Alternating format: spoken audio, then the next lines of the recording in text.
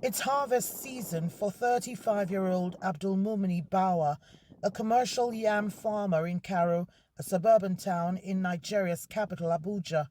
His 3-hectare yam farm yields around 6,000 tubers per harvest. Abdulmumuni makes an average $4,000 from his yam proceeds, but poor road networks and bad yields are some of the drawbacks for farmers like Abdulmumuni. So where we do farm, buyers do not come inside. So after we cultivate, then we took it to the market. The way we used to got it before, because there is a fertilizer, that is natural fertilizer on the soil. So when you remove yams, when you harvest, when you cultivate the yams, you discover that the yam is big and it will look very fine. But for now, because the soil has lost the fertile, the yams will not yield well. So when the buyer come, they decided not to even buy because the yam didn't look good. According to government sources, Nigeria is globally acclaimed the largest producer of yam, accounting for 66.89% of the world's production. Despite the enormous export potential, the nation is not generating enough from yam exports.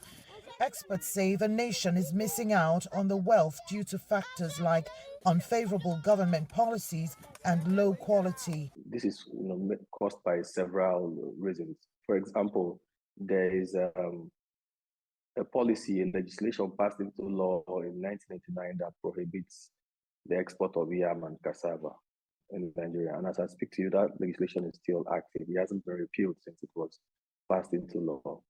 Then again, government has a policy, through the Nigerian Export Promotion Council, which promotes the exportation of non-oil products.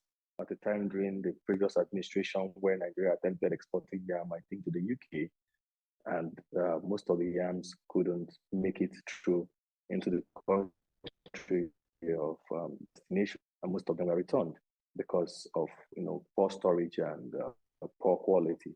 In 2017, Nigeria had hoped to earn $5 billion from yam exports annually.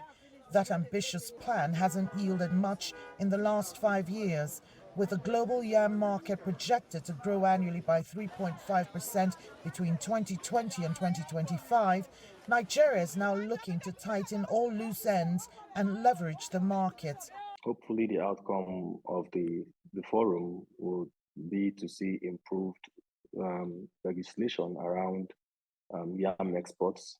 We'll expect to see enhanced capacity development programs for yam farmers. We expect to also see government support in the seedlings, in the access to quality seedlings for yam farmers, and most critically, the post-harvest management. Yam export provides Nigeria an opportunity to up its foreign exchange revenues, but post-harvest management is another major area hampering the gains. Experts and stakeholders are calling for the government to take deliberate steps to close infrastructure gaps, provide access to export markets, funding, fertilizers, and quality seedlings.